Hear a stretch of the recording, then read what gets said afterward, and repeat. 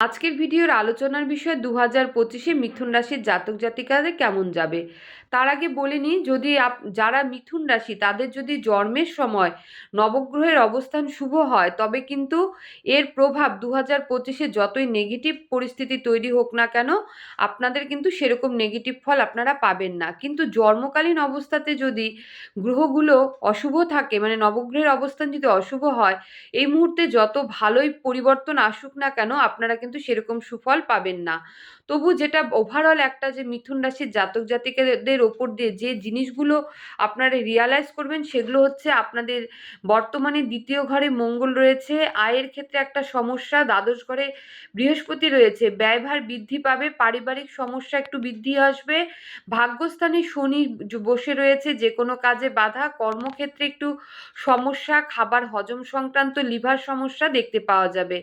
মার্চের পর থেকে কিন্তু সময় পরিবর্তন হতে শুরু করবে।